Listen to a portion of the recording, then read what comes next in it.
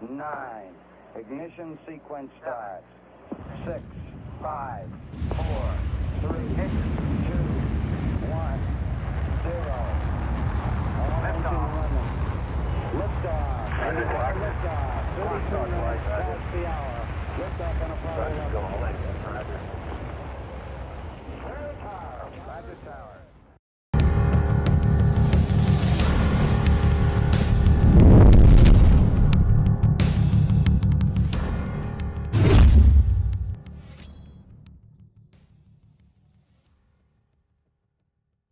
Welcome to the Alien Probe Podcast. It's Saturday, August 23rd, 2025. I'm Doug. This is Matt. Joining us today is Shane Hurd, author, Unidentified Aerial Phenomena, A Beginner's Guide to Researching UFOs. Does a few other things. Assistant State, are you still the Assistant State Director at MUFON? Technical Support Manager, City, you still working? Yeah, till March. I retire in March. Yeah. So tell us, Shane, thanks for coming on, by the way, and tell us how you got into the UFO. I mean, is this something you, from a young age, that you were dealing with, or tell us how you got into it. Yeah, I mean, I'm 64 years old. I was born in '61, so like every other kid in America in the '60s, I wanted to be an astronaut, and the whole space race generation thing. And I always had an interest in that. However, not really particularly UFOs, but my wife and I were high school sweethearts who got married a week out of high school. We've been married 46 years. Wow! Congratulations! Congratulations! Oh, wow. Thanks. Yeah. But it means we kind of hit the ground running in our life, and we had to start working and just making a life, and we ended up becoming religious, and we were involved with that for many years. And the interest in UFOs would have been kind of poo-pooed in my religion. Right. I just never really gave it much thought. But I'm a resident of the city of Phoenix, and I was here in 1997 when the Phoenix Lights incident occurred. And it caught my attention because, it was in my own backyard. And I remember what I was doing that night, where I was at. I didn't see the craft or anything. Oh, bummer. Yeah, but the ensuing ado about it was crazy. The media, the government, people, everything, that the reactions were really, got my attention. And so it started a mild interest, and then I started watching the occasional show, UFO files, UFO hunters in the early 2000s. And but I was still religious and kind of kept this to myself. But around 2009, 2010, I decided I'm interested in this, and I want to look into it. And so the first book I read was The Day After Roswell. Oh, yeah. Is that the Corso book? Mm-hmm. Oh, and yeah. at the time, that was my very first exposure. And at the time, I thought it was kind of dubious, and I was a little disappointed. I mean, there was some logic in it, and then some stuff that just seemed, over the top to me. But at any rate, I almost gave up at that point, thinking, well, this topic's, Do you believe now that, what do you think about the book now that you've done So this? I have changed my mind about the book. I recognize who Bill Burns is, what he is, his style, and so that kind of helped me deal with it. And then, like I said, Corso's testimony and things, is plausible. Yeah. And so I'm less critical of it now. But fortunately, what happened at that time was Leslie Payne's book, UFOs, Generals, Pilots, Public Officials Go on the Record. Yeah. When I read that, then I saw a clear distinction. She was, an investigative reporter, and it was written that way. It was very factual, and that's what I was craving. Yep. And so I said, okay, there is some hope here.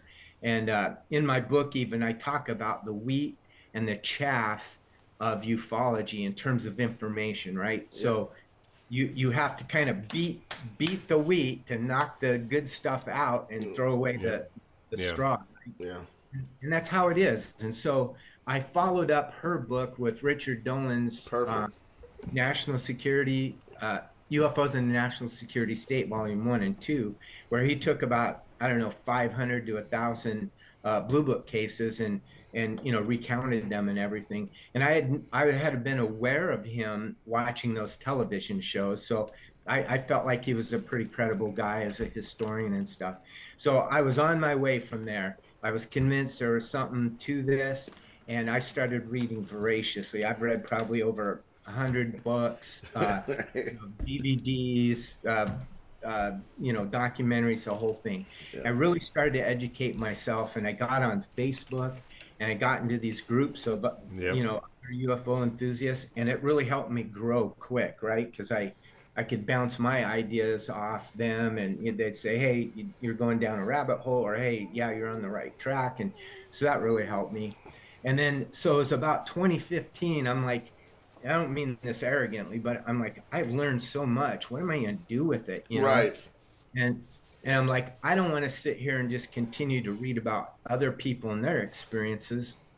I want to have my own. Yeah. And I don't mean like, oh, I want to be abducted, but I mean, I wanted to engage. Come on, Shane. You know you want to get abducted. Well, I might be fighting you too. We'll see. And You so, don't want to get probed. Yeah, that's the problem. no, You can't pick or choose. that is not on my check. That is-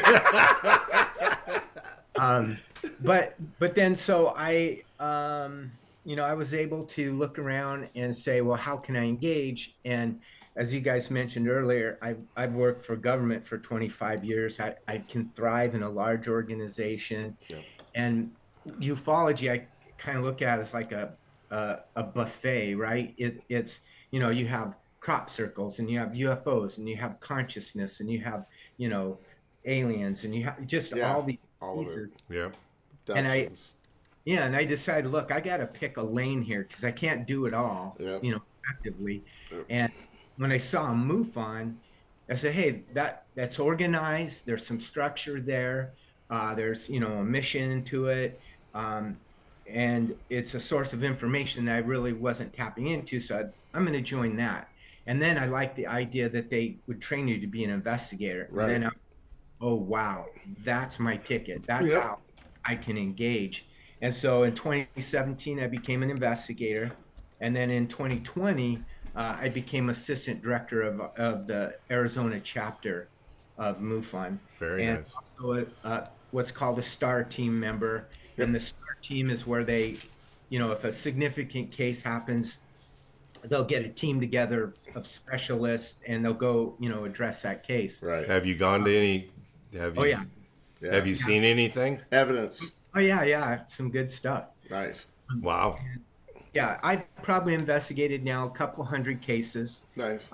In addition to the UFO investigation, I also am a member of what's called the Experiencer Resource Team. And that's where we deal with people who have had abductions, contact, Right. otherwise experiences.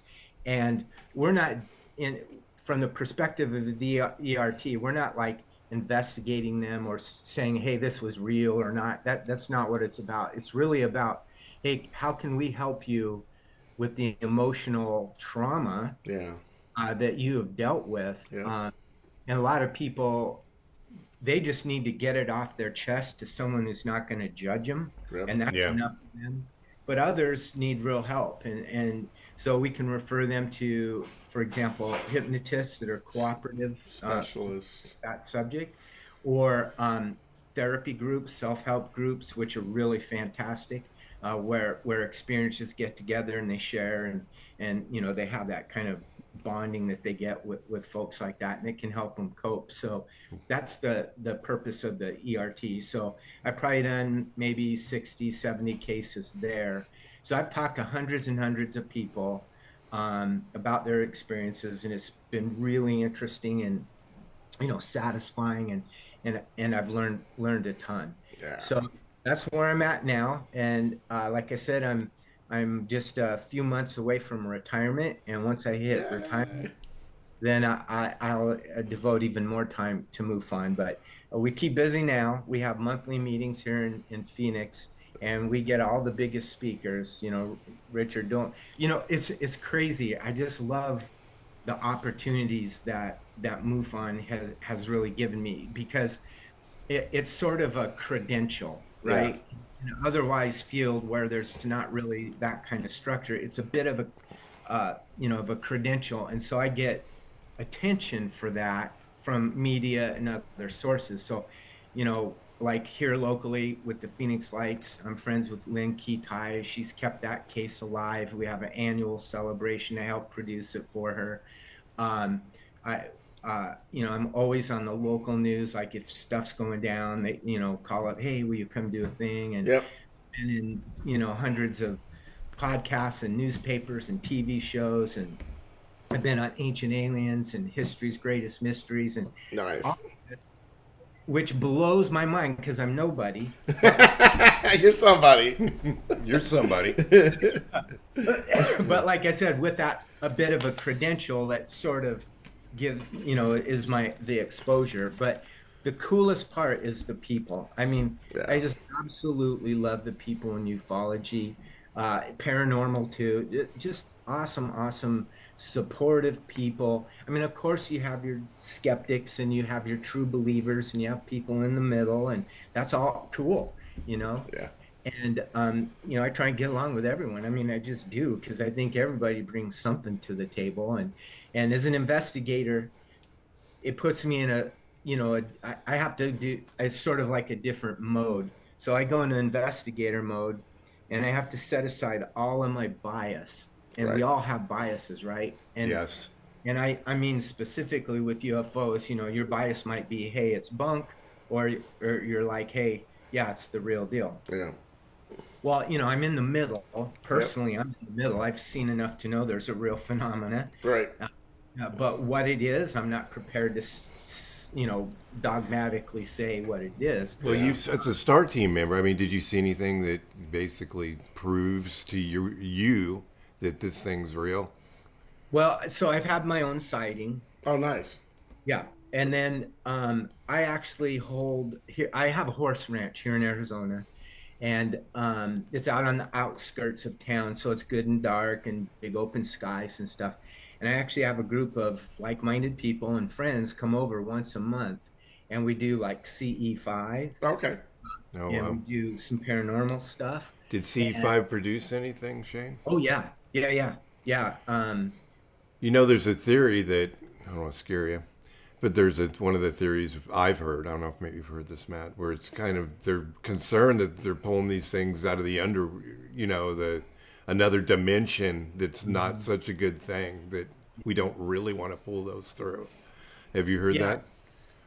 yeah, that's a concern, and we're careful and we take steps. So some of the people that participate are psychics. Some are professional government employed remote viewers. Oh, Nice. wow. Wow. Yeah. And, fellow investigators such as myself. And so we have a good mix of people. And when it comes to the potential for inviting something negative, we have protocols where we basically indicate we don't want anything negative. If you're Right. negative, Right. we don't want to engage you. If you're positive and love and light and all those things, then, we would like to engage. And then when we're done, we kind of close that out. It's sort of like paranormal, has sort of a paranormal spin on it. And that's what psychics, mediums do to protect themselves. But we do it the same just in case, because we've had some really crazy experiences with voice box and getting incredible responses. And then I have video footage in thermals, so we'll set up and we have optical cameras and thermal cameras set up uh, in all directions, and when we engage in this, and so we're able to record when things happen. And I've got some thermal footage that just blow your mind, where this basically a hand comes into scene and touches the elbow of one of our guys, and it's on camera, and Wow. so there's a lot of cool stuff like that. But as far as UFOs, we definitely I would say at least 6 different times we've been able to have them appear with our CE5 efforts. So, this whole new stuff with psionics is pretty interesting. I think that is sort of the concept that is effective, and that's what CE5 basically is a way to employ that. So whatever's going on is real. You can engage with it. So far, I've had nothing but positive experiences, but I'm not naive. I understand there's a potential for negative. Yeah, you've seen is, Hellboy, haven't you? yeah. Well, the hitchhiker effect is real too. I mean, there's a lot of people that say that they go out and do things and then they bring something back home. So covering yourself in that situation is always, if you're going to go out and, so to say, pull, you have to actually push back at the end too. So yeah, I think that's right. And so we've been fortunate, and hopefully that continues. There's a fine line between, and it's not very fine, between UFOs and paranormal. I know with with MUFON, we're members of Northern California MUFON. Okay. So we're familiar with it. I've had one of the, I can't remember her name. We had a board member on, and so we're tied into MUFON pretty well. But I'm just going to ask you a MUFON question. I mean, you go to the meetings. Are there younger people in your group? Yeah, so that's a great observation. Question. And a concern of mine is that there are not a lot of younger people. And the basis of my book, in fact, the reason I wrote the book, kind of twofold. One is, hey, I have all this stuff in my head. I'd like to get it down on paper and, for posterity or whatever. But also, in 2017, when TTSA came out and Lou and, the Nimitz case and the Roosevelt, all that stuff, and it started breaking down the taboo of talking about UFOs for people. And in my mind at that time, I thought, wow, okay, what's going to happen here, and it is happening, is a lot of people who have had interest but don't want to share it for fear of the ridicule are going to start becoming more comfortable getting involved and letting it be known that they're interested. And what I wanted to do was like, hey, for all those people coming in, I wanted to kind of summarize what ufology is, what to look out for, what's good, what's bad, what's important to know, because there's just a big sea of nonsense out there, whether it's YouTube or websites and social media and stuff, and we all know how it goes. There's a lot of bad information, and that's largely because you can get a lot of attention doing it, or you can make money doing it, right? And monetizing UFO videos kind of is, in my mind, the new hoax. I mean, if they're legit, by all means, do it.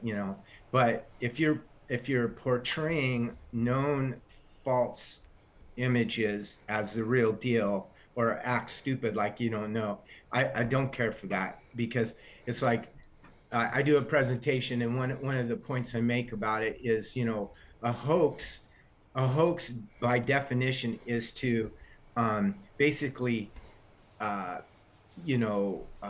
fool somebody or cheat them. And it makes me mad because, look, I am trying to find the truth about this. I've invested a lot of time, money, and effort. And the last thing I need is some idiot trying to cheat me out of the truth of the thing. It makes me mad. It's too easy to fake now. It's too easy to make a fake video. I mean, I could do it. And with newer people coming in, they don't realize that that's CGI.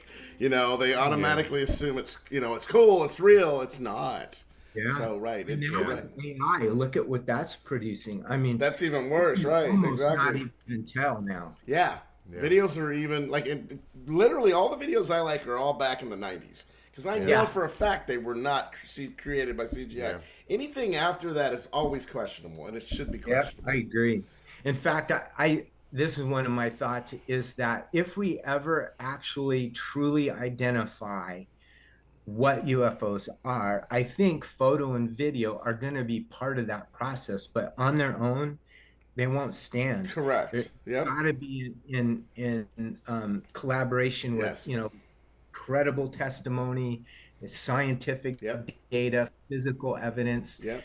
because it's just as you just said, with CGI and now Yeah. AI, you just cannot believe your own eyes, Yeah. and it's a shame, It is. crying shame, and it makes it harder on an investigator That's as right. well.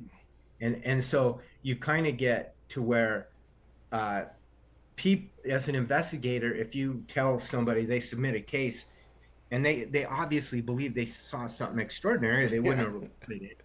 Now, about 85% of the time, it's a misidentification. Right. Yeah. I'm not saying that they're unintelligent or anything No. like that. No, no, Just, yeah. I've been fooled, And when you see something, maybe you're out of context, maybe you're at the lake or something, or you're out camping and it's all different environment, and you see something and, the horizon's different. I mean, just there are things that can legitimately cause you to misinterpret what you're seeing. Yeah. Optical illusions, whatever. A But lot. Lens flare.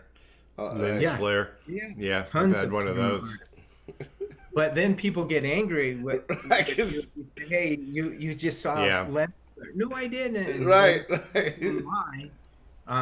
So that's a little bit of a frustration, and now the other big dilemma for us are drones, because Yep. this drone technology is so ubiquitous. Everybody's got one, and they're getting more sophisticated and Yeah. complicated, and then let alone the drones that are used for commercial or industrial or Military.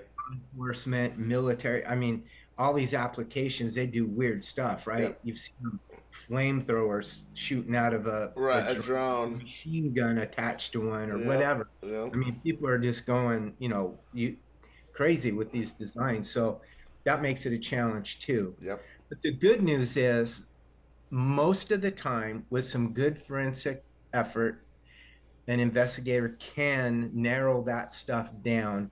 And I always say an investigation is really just it's a probability exercise. It's a process of elimination. So, you take whatever evidence you have. So most importantly, and probably least reliably, but most importantly, is a Witness. eyewitness testimony, Yep.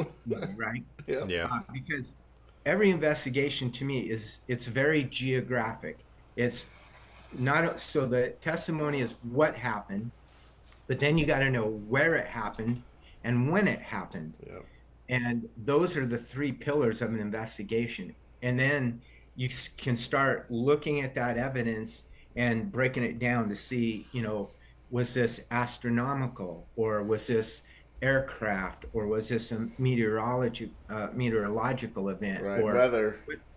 weather, satellite, comet, meteor, whatever. Planets. Yeah. Planets. And it sounds like such a cliche, but it's true, right? Yeah. Venus and Jupiter, they trigger reports. Yeah. Or the big one now is SpaceX. Yep. With, The beads up in the sky. the string of pearls. I've had 20 Yeah. people go, I'm seeing something. Yeah. What is that? And I'm like, that's SpaceX. The first few that came out, I got so many texts and phone calls. Yeah, the UFOs. Yeah, I go, no, it's SpaceX. It's SpaceX.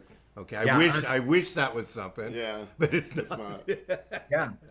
And in fact, that it got so bad that MUFON had to, we had so many of those reports, and we knew exactly what they were. We had to create this kind of like quick response form. Right. It just automatically sits Waste out. 2 weeks. Right. You know what it is. It being Yep.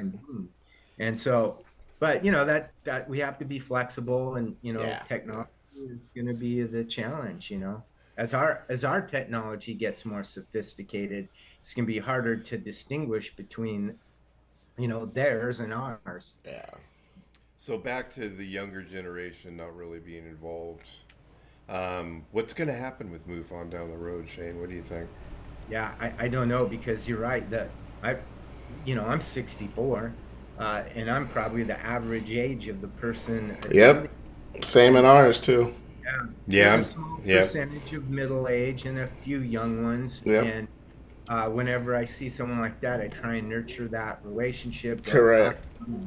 and try and engage them. But it's a real struggle. And I think it has more to do with society in general and not just, MUFON or even UFOs or even young people. I think it's just our society, big organizations where you show up in person, you know, that's on the decline. It is. Yeah. Right?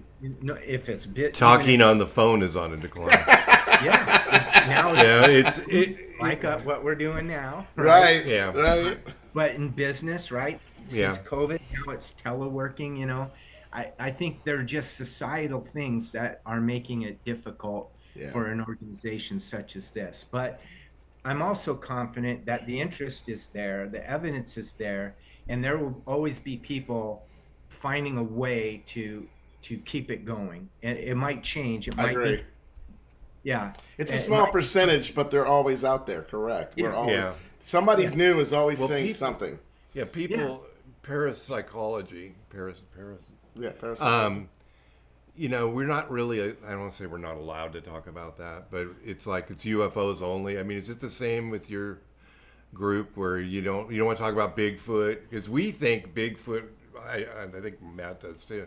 We think this Bigfoot's possibly ET, and it could be tied together. Do you prevent people as a director from... So here, I was at the directors meeting in Colorado a couple years ago where that little edict came out that hey, don't be promoting paranormal. Right. We're a UFO investigation organization. We don't really want to be associated with it. Right. So the edict was more about, hey, if your chapter, you have speakers, maybe avoid paranormal stuff. Keep it. You can't. Well, the thing is, younger people are more attracted to paranormal things, and I think we could attract, if we kind of loosen up on that narrative, we could attract a more younger generation, and then get them involved in the UFO aspect of it as it rolls in, to say these things are all together. The paranormal and UFO, I think, are tied directly together. Yeah. So, I think we're shooting ourselves in the foot by kind of not allowing that. Just splitting them up. I don't want to throw our director under the bus, but it's discouraged. We can end the meeting, you can talk whatever you want. We're all together, and you just... We allow it, I think, more than a lot of others. Yeah, I mean, we can... It gets squeaked in, but it's kind of like, okay... It always... Yeah, it always comes out. It always comes out somehow. Yeah, and we're the same. And I will say, even MUFON, when we were in that meeting, and there was plenty of pushback, I will say, the comment was, well, the thing is, we can't help what's reported. Right. Right? And frankly, a high percentage of UFO cases that are reported also contain an paranormal aspect. Yeah. And in fact, on the ERT, there's a 25 question questionnaire to help identify an experiencer's kind of place in the whole framework of contact. And some of those questions are things like, are you seeing orbs in your house? Are you having electronic phenomena in your house? Have you ever had the sensation someone was on your bed? Things like that, right? Yeah, Those I've are had paranormal. I've had that happen. Well, It sits on the bed next to you. Have you had Yes. that? No, I have not. No. I've had that happen to me so many times. That's crazy. It's freaky. Yeah. So go ahead. So the connection is there, and we can't ignore it. But the difference, and I think this is what MUFON headquarters is really looking for, is just, don't emphasize it. If you get reports, and the difference would be this: if I had a UFO report, but they were also having paranormal in the house, I would note that. I would probably have discussions about it, but my investigation is going to be about the UFO. I might make a comment that, hey, they also experienced some paranormal activity like this, and that, and I'll leave it at that, right? But the fact is we can't control what's reported, and frankly, UFOs and paranormal are often connected. Right. And yes. Or the people are connected to both. Maybe that's a better way to say it. Yeah. so you can't, in all honesty, completely ignore it. You're an investigator. You got to run with the data you're given, and that's what we do. So I think they just want it de-emphasized, and especially I think with Congress coming out, and MUFON has provided data to Congress, um, and they want to be involved. MUFON wants to be involved in this whole disclosure and stuff. So they're trying to make sure that we appear more scientific and investigative and directly related to UAP versus, a paranormal investigation organization. So Yeah. I think there's balance there. You can do both without, you can de-emphasize the paranormal to, foster that idea that we're a scientific investigative UAP organization. But you have to, it's also about people. And I would not feel like I was doing right by my reporting person if I didn't thoroughly investigate everything that they reported. And so it's just handled more delicately, I guess I would say. Yeah. Yeah, I just like to see, like, does your wife believed in this? I have to ask. Not at first, but now my whole family's on board because they've had some Yeah. experiences too. They've Yeah. seen it, and they've always been supportive of me. But yeah, now they've had experiences and they can't deny it. That's all it takes. My wife supports me, but she's not she is not a believer. She's been to a couple MUFON meetings. She rolls her eyes. And I said, I go, you're supposed to be supportive. It's kind of like AA for UFO people. It's kind of like, we are here to support the people. We've had experiencers on the show, a couple of them that were abductees. And it's an emotional, it was, one of them was very emotional having him be able to, he talked at MUFON, then he came on to the show. And it was an emotional experience that he had been through. Yeah, the PTSD part is real. Yeah, it's I haven't seen anything myself. Matt's seen orbs and many different things, ships. actually. Yeah. But I actually filmed an orb in my own backyard a large orb coming out of a pool. Yep. It's and there's no traffic light. I mean, it's 2:00 in the morning. It's on my camera, and it's just coming at You've had an experience. You've had experience. I don't know though. What the hell is that? Nobody knows. We don't ever know. If we knew, we wouldn't be having this conversation. Yeah. Well, and what I say, there is nothing to make you a believer in UFOs. Correct. Like seeing one. Right. Exactly. Then that changes everything. Reality, and no one's going to convince you otherwise. That's right. It can change everything. And who would I be to try and take that away from someone? Right. Right. I'm not going to do that. Even if I, through an formal investigation, I'll say, hey, my results are this, and I think this is what it is. But even then, I qualify it and say, you know what? I wasn't there. Right. I didn't see it. I don't know. Yeah. And there's a difference between believing and knowing. Yeah. I always say, I don't want to be a believer. Right. I want to be a knower. A knower, Yeah. exactly. And frankly, I am now a knower because I've had multiple experiences, and I don't need proof. I don't need a president to stand at the podium and say my fellow Americans were not alone. I don't either. Wait, with the gray right there next to him. Yeah. Wait! Didn't the mayor of Arizona do that? He brought a gray on when after the the governor of Fife Symington. So when is the next congressional hearing? Do you know? Yeah, September. Is it September? Yep. Yeah, something's coming up. It is. Maybe 9th or something like that. A couple of people that they tried to get in that got out of the last one, I think they're lassoing and bringing them in. Skiff fever. Yeah, they skipped out. I had Can't blame them. I had unexpected vacation plans. Yeah. Skiff fever. That's real too. So I don't know. I mean, that whole business. How do you guys see it? What do you? They're not. Nobody is. Well, except Fravor. Fravor was an experience. Obviously, he saw the Tic Tac, but the rest are not actual direct. Even Elizondo, they're not. They haven't, to me, at least as far as I know, haven't seen anything. Themselves. They're secondhand witness, the secondhand information, so It's going to take more, this unfortunately. isn't really going to, I don't think I think it might move the ball upfield a little it bit. creates more interest in people, if you tell people, they're having congressional hearings about it, let's move the needle at least. The government's I mean, going to for admit no it. other reason than, we're getting farther than, it's a drip. I'm sure you've heard this term before. We're getting disclosure in like one drip at a time. Yeah. But I'm 66 and I don't have time for this. I know. I'm like, I feel so bad for like Stan Friedman and others who, Didn't make it this didn't far. get to see it. Yeah. I'm the youngest one in the room, man. Yeah, Yeah. you're the baby. You're the baby. The kid. What do you, so Yeah, couple names? I'll throw a couple names out there. I always like to get people's opinions because I always have mine. Rick Doty. What do you think about him? I have been extremely critical of Doty. Look, I'm not a Everybody hater. has.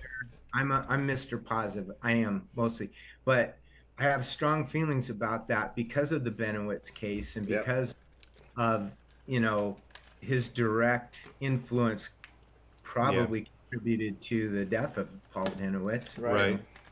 And his constant mockery. Wait, People I thought he mocked the Benowitz was a suicide, wasn't it? Yeah. They He went nuts. They toyed with him, Right. and drove him crazy. Correct. And But it wasn't a suicide. If you read what came out about it, I mean, he couldn't tie himself in that surgical tube. You know what I mean? There's a lot of things about that case that it's like Epstein. Did he kill himself?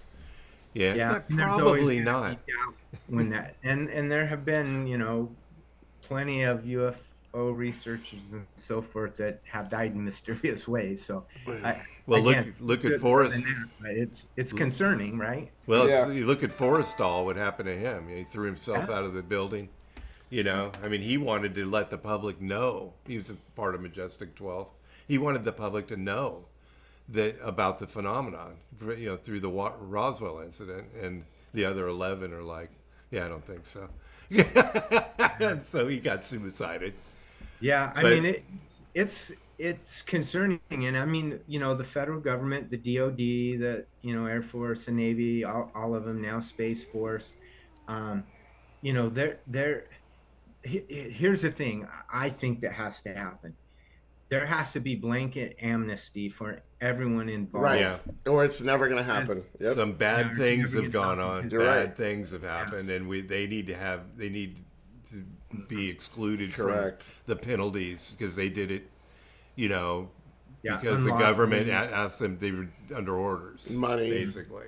Yeah. But You're you right. have to be in the military. The thing is, you're still responsible for doing bad things. I mean, I was in the Army. You're not expected to kill babies, and no matter who tells you to do what, or shoot women. Or, There is a moralistic aspect. you have to do. That's your job as a person.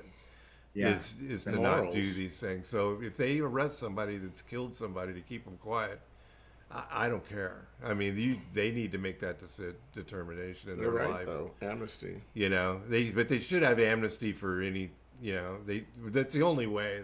These people are dead, though. Think about it. Most of the people that A are, lot of them are, yeah. it's from Roswell. I mean, all those guys are dead. I mean, then let us. Elizondo came out, and I don't know if it was Elizondo it was Elizondo came out and basically just said Roswell was real. You know what isn't dead? There's defensive contractors making money as we speak. So that's not going to let it out either. Yeah, well, the old Corso, he's the one that divvied up all the evidence and then gave it to the private aerospace industries to try to reverse engineer the product. And we got some that I don't know if we're going to know. He printed circuits and other things, because we immediately, we all three of us know this already. We immediately just shot through the ceiling with, new developments, So I don't know. It's, but yeah, Doty, I tried to get him on. The reason I asked him, trying to get him on the show, but he's being very evasive, and I was just, doesn't want to talk to me. So I don't know why. questions. He doesn't want the questions. I really have been offended by him because he just mocked the living daylights out of UFOs. Yeah. And he wants to come into the UFO community and all of a sudden play nice. And then there's people who welcomed him in that either they didn't know what he had done or they didn't care, which neither of those is good. If you're going to be putting on conferences and stuff and putting people on that stage, you better know who they are or where they came Well, from. he says, I don't know. He wants to charge me. You know what I mean? I go, look, I'm like, look, I'm keeping your name. We know about you, and we're, if you want to keep your name out there, so you can keep going to these conferences and charging money, you may have to do some things for free. Yeah. So it's, but it's a tough one. There are some. I'm not going to mention it here, but there are some things I want to ask him, which I'm sure I'm not really going to get the answers to. But it'll be fun to ask him about him. Anyway. Yeah. I mean, I try not to, besmirch people, but I just, he's hard to get around. Yeah, his history and track record is such that I don't find him credible, and I find it offensive that he is now trying to cozy up to the very people he mocked and ridiculed. And it's just hard for me to accept that. And I don't think he offers anything to the subject that's positive because we know the likes of others that he's associated with that have been proven liars and just the whole thing. So I like the media side of UFOs. I like to be involved with that because I think it's a great message to get out to people. But there's a responsibility that you have when you do that. You got to be honest and truthful, and I don't mind if somebody makes a buck from it. That's fine as long as it's legitimate. But like I said, monetizing lies. The problem I have now is people are making money on it and they're just regurgitating the same. I mean, I'm not learning anything new, and they're out. I'm not going to mention any names. There's some out there that I'm not too fond of that just come out and they keep saying this, refreshing it with some little tidbit of information, and they're getting paid. They're in the limelight of this phenomenon, and they literally don't deserve it. But they're getting paid to do it. They get paid to go Contact in the Desert. Did you go to Contact in the Desert? I have not. I haven't been there. I haven't been there either, but that's a good way to get some exposure to some of these people and ask them the questions. But it's so I got another name for you, Bob Lazar. What do you think about Bob?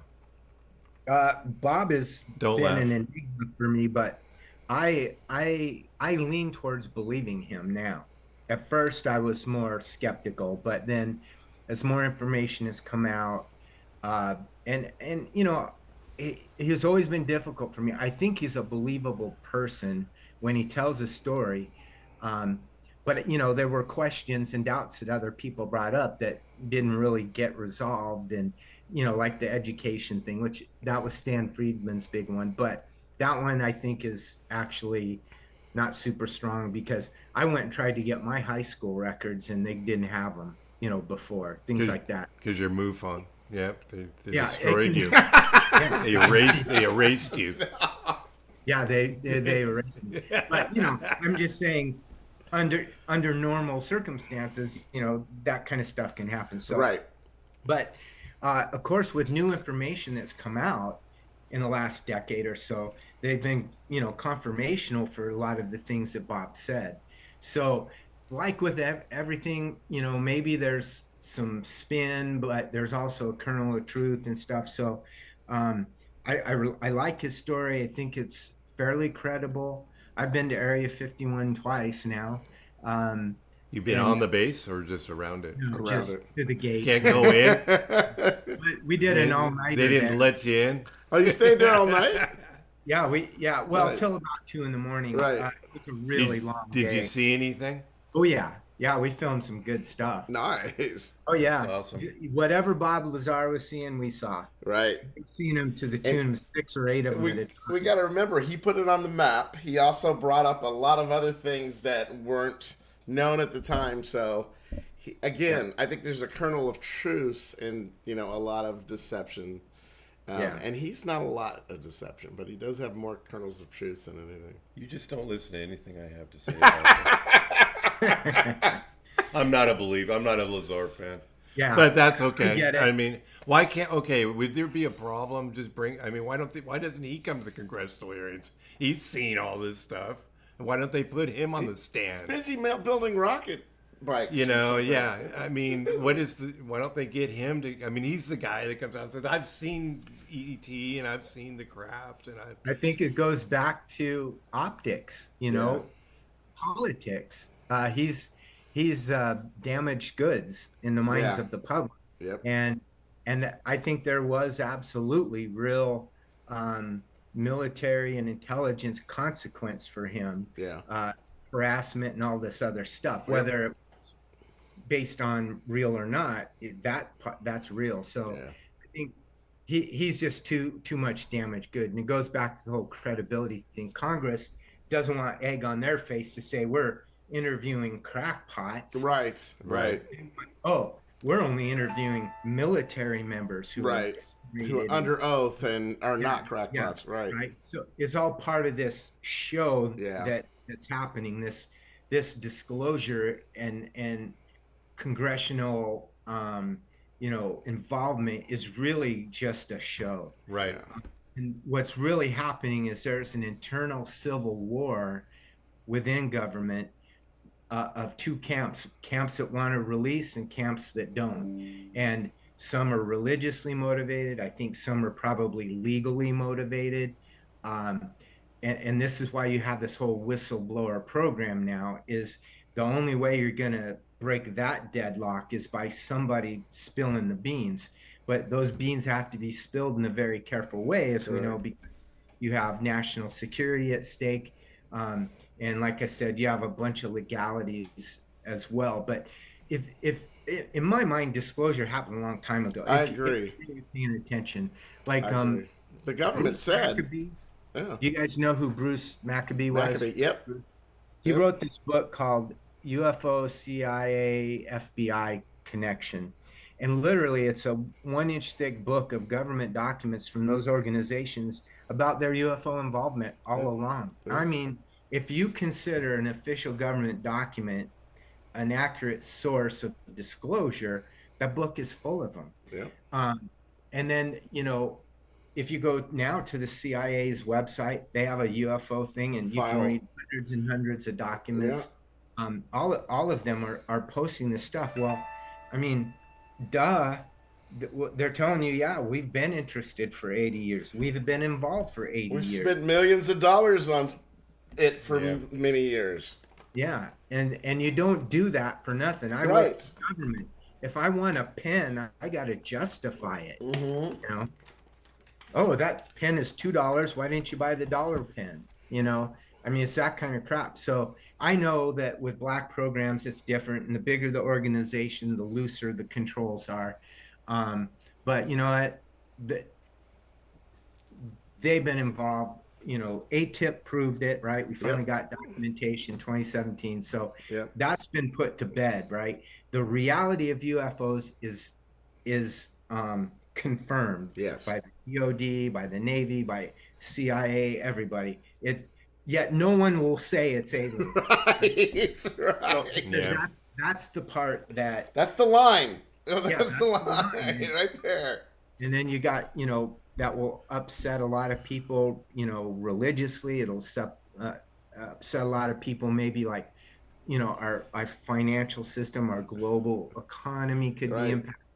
How truthful is your government? They never said anything. 90 years of, secrecy. Hey, if you guys are interested, there's this really great paper written by these two guys, Alexander Wendt and Raymond Duval. And what they were political scientists. I think at like the University of Wisconsin or somewhere like that. Anyways, they weren't UFO guys at all. But they wrote the paper called UFOs and sovereignty. And this thing blew my mind. In fact, I dedicated a chapter in my book about it, because what they did is they saw the UFO phenomena, the behavior of the government, of the media, and of the public, and they went, wow, this is really a political science issue. This is fascinating. So anyways, they wrote, I don't know, maybe a 70-page paper or something pretty big. I found it. I'm And, going to send it to you, Doug. Okay, good. oh yeah. Appreciate It's above my head, intellectually in some areas. It gets to some real deep political science. How long ago was this? This is at least 10, 15 years ago. Wow. Okay. It's amazing. Yeah, and I'm telling you, it was a mind blower. They were analyzing it from the perspective of the national security state. Yeah. Why are they behaving this way? And one of the things that they talked about is that, and this is kind of the gist, boil it all down. There's a ton more to it, but right. The salient point is this, that the reason governments are so opposed to it is because if this reality is made known, and ultimately if these others present themselves, they're clearly going to be more powerful than us. Absolutely. Yep. And if they are, then what do we need a government for? Governments for, or these nationalistic states that say, hey, my piece of ground, you have to do this, and on my piece of ground, you have to do that. Absolutely. And it becomes nonsense, because now we're members of not just the global community, now we're a galactic community. Yeah. Yeah. And it is too small. Yep. Nationalistic governments are too small to deal with this really big issue. So, did I smell loss of control? Is that what you just said? Oh yeah.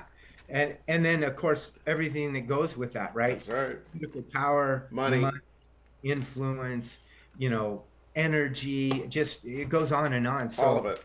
Yeah, and so that's what I think is part of the blockage to getting this out, is worry about all of those things. But what I say to that is, look, massive changes always occur in human society, and we always get around it, and so it's just, it'll be a challenge, but we'll get through it. We'll get around it. There'll be a new paradigm shift. That's just the way it is. It's only gonna hurt for a minute.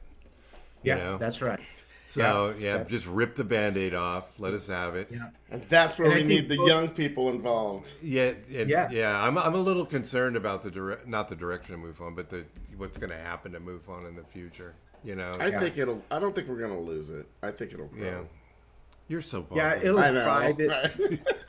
It'll carve out. It's got its own niche in ufology.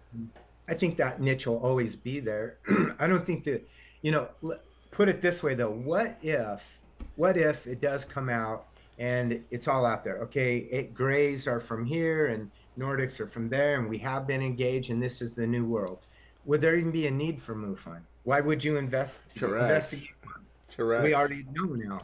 So there's always that possibility. And even with disclosure, formal disclosure or big disclosure, whatever you want to call it, they're the unknown factor here. They could come out at any time, any day, and completely present themselves, and the cat's out of the bag. Have you read the Blue Planet Project or seen it, Shane? No, but I'm aware of it, but I've not read it. Yeah, I usually get a book like that, and I'll kind of peruse it, not really read it word for word. But I read that almost cover to cover now, and it's.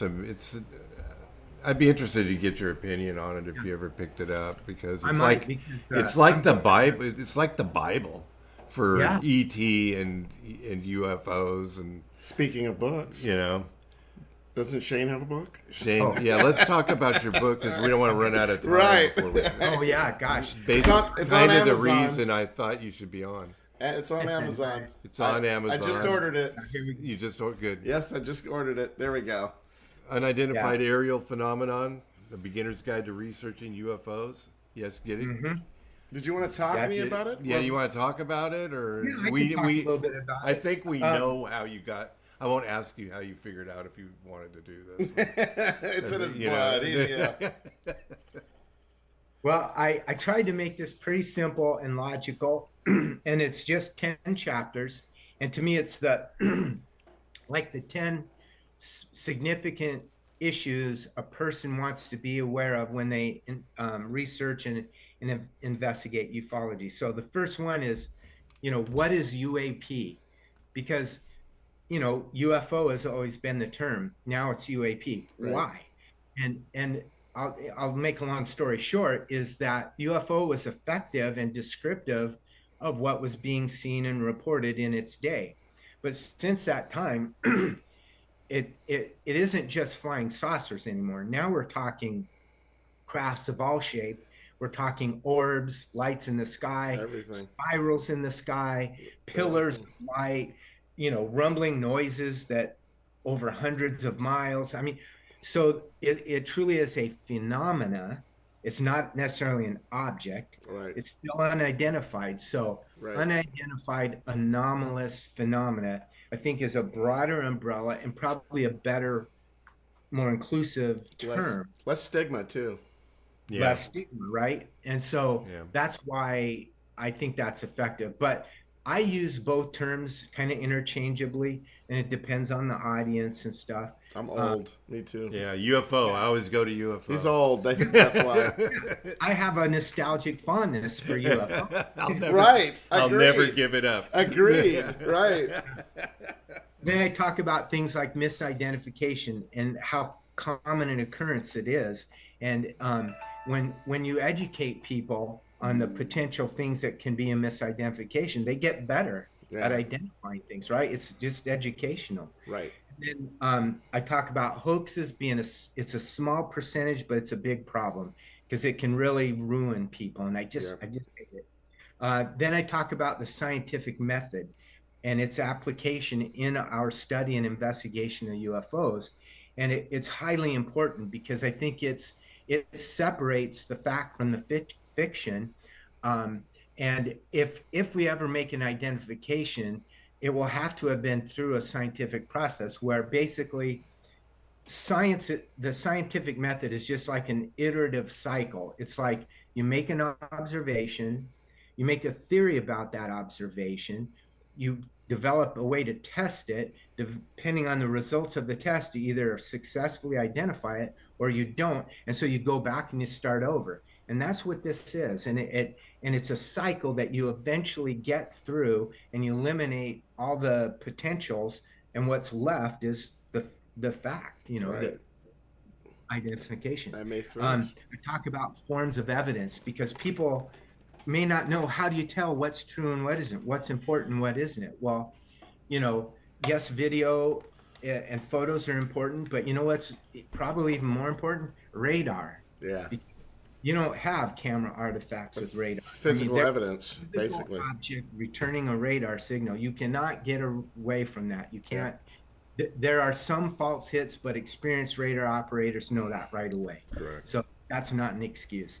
And then, of course, physical evidence. Broken tree branches and a gash in the ground. And right. Chemical and burnt plants, and those are really valuable if you land markings or something like that. Yeah, it proves there was a physical experience there. And then I talk about classic cases and why they're so important. And they're classic for a reason. Each case kind of has its own strength and weakness. So like the Roswell has some of everything, but Phoenix Lights, eyewitness, mass sighting, right? Yeah.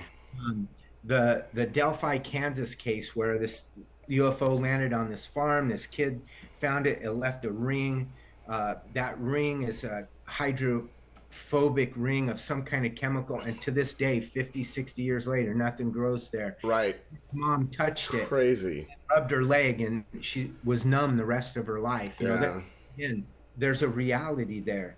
And so all these cases, it might be the strength because of who reported it. It might be physical evidence, might be because of photo and video, or it might be the military's response to it. Yeah, Bridgewater. In that way, and they're important for us to know about and apply that logic to new cases they come in.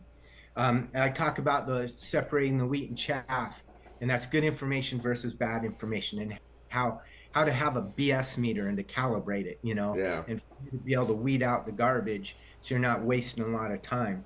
And then the political science of ufology, we talked about that. And then finally, just following the evidence, which is, that's the honest thing to do. And it can be frustrating because maybe you don't have enough data to make a valid conclusion one way or another. That's frustrating, but there's value in that itself. That's pretty normal for UFO investigations, right? Versus like a true crime one where they've got evidence and they can. So yeah, I imagine that's pretty normal. Yeah. And then there's a distinction too that I like to make. Project Blue Book had some 12,000 cases, and there was an organization called the Battelle Institute, and they did an analysis of 3,201 of those cases in special report number 14.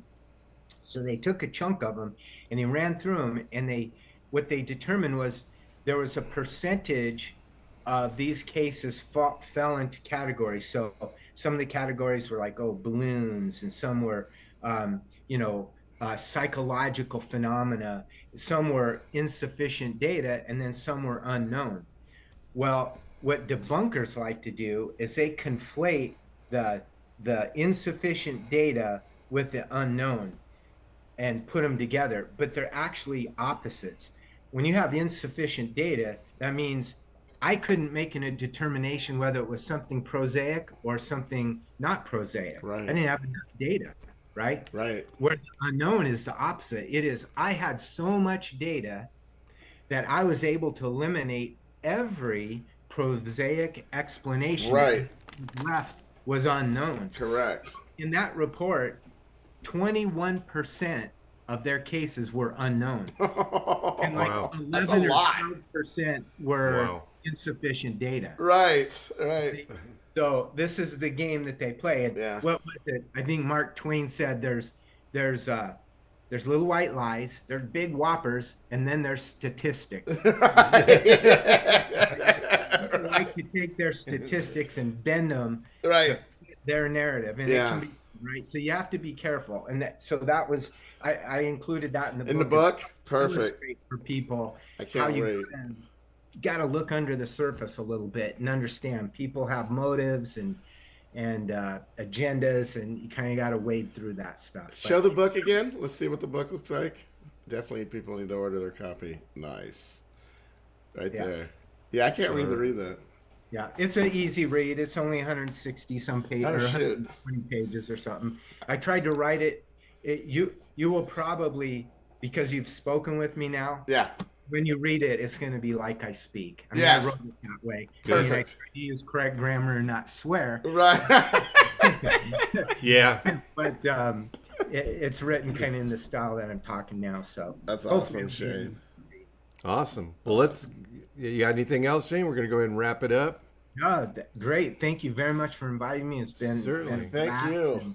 Appreciate your guys' work and your MUFON work and your podcast. And I've listened to a couple of those episodes, and I like the one about Junior. That was pretty cute. Generation and stuff. We have hope. Yeah. I agree. I have hope. We have fun doing it. It's a hobby. I don't do this for money. I just do it. That's right. I do it because I like the subject and I like people to come on and be able to talk about their experiences. And we have meetings. We have group meetings. I don't know if you saw. We have the UFO group. It's about 6 of us. We just have everybody just chat about things. So nice. Yeah. All right, sir. Well, it's so nice to meet you, Shane. Nice meeting you. Thanks for listening to the latest episode of the Alien Probe Podcast. We welcome questions and comments to alienprobepodcast@gmail.com. If you'd like to come on and be a guest like Shane, send us an email. We'll get you set up. We're on 63 podcast platforms. Listen to wherever you get your podcasts. Rumble, YouTube, and Patreon. Like and subscribe. Shane, author, don't forget to get your book, Unidentified Aerial Phenomena, A Beginner's Guide to Researching UFOs. Yep. And Shane, also Assistant State Director, Arizona MUFON. Thanks for joining us. Thank you. And thanks, guys. We'll wrap it up. Thank you. Really appreciate it. Have a good one. You too.